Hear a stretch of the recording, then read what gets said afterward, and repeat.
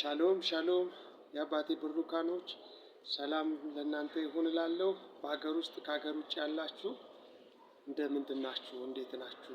ጌታ ምሕረት ቸርነቱን እንደገና አምላክ አግኖልኝ በእውነት በፊታችሁ የእግዚአብሔር የሆነውን ቃል ይዤ እንድቀርብ ሆኖልኛል። ስለዚህም ነገር ጌታን እጅግ አድርጌ ባርከዋለሁ፣ እጅግ አድርጌ አመሰግነዋለሁ።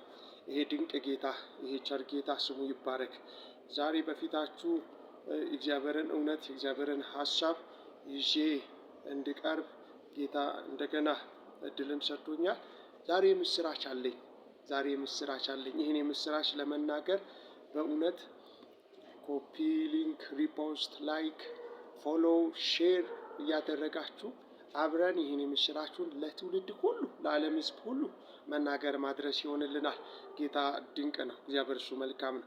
በባለፉት ቪዲዮዎች ከአባቴ ጋር የሰራኋቸው ዝማሬዎች በተለያየ አጋጣሚ እኔም ብቻዬን ጸሎትን ቃሉን ተናግሬ የጸለይኩባቸው ምዕራፎች ነበሩ።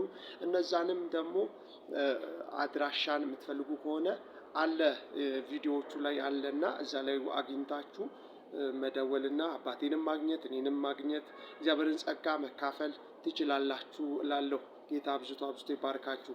ዛሬ በእውነት ልቤ ላይ ከበድ ያለው እግዚአብሔር እውነት ምንድን ነው? የምስራች መናገር ነው። ዛሬ ለትውልድ ሁሉ የሚሆን እንደገና አዲስ የሆነ በየማለዳው አዲስ የሆነ እግዚአብሔር ልጅ ኢየሱስ ክርስቶስ አምላክ ሆኖ ሳለ ሰው ሆኖ ወደ ምድር መጥቶ ስለ ሰው ልጆች ኃጢአት ሁሉ ሲል የሞተበት ሞትን ድል አድርጎ የተነሳበት አሁን በአብ ቀኝ የሚገኝበት እውነትን በየማለዳው በየሰዓቱ በየሰከንዱ የሚነገር እውነት ነውና ዛሬም በእውነት ይህን የምስራች ብዙዎች ሰምተዋል አውቃለሁ። ብዙዎች ሰምተዋል። ብዙዎች በሃይማኖት ስርዓት ውስጥ ናቸው ያሉት።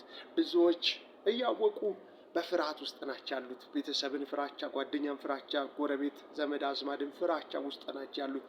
ግን በእውነት ይሄ የጸጋ ቃል ነውና፣ ይሄ የህይወት ቃል ነውና፣ ይሄ መንፈስ ህይወትም እውነትም ያለበት ቃል ነውና ዛሬ አንዲትን ነፍስ ንጥቅ አድርጎ እንዲያወጣት የስጋ ልብ ይቀየር ዘንድ የድንጋይ ልብ ተለውጦ የስጋ ልብ ይገባላት ዘንድ ዛሬ በእውነት ይህን ቃል ካነበብኩ በኋላ ጸልያለሁ። አንዲት ነፍስ ማምለጥ ይሆንላት ዘንድ፣ አንዲት ነፍስ ወደ ዘላለም ህይወት መግባት ይሆንላት ዘንድ እናንተ ቅዱሳኖች ደግሞ የዳናችሁ ደግሞ እግዚአብሔርን እውነት እንሰራለን ማለት ነው።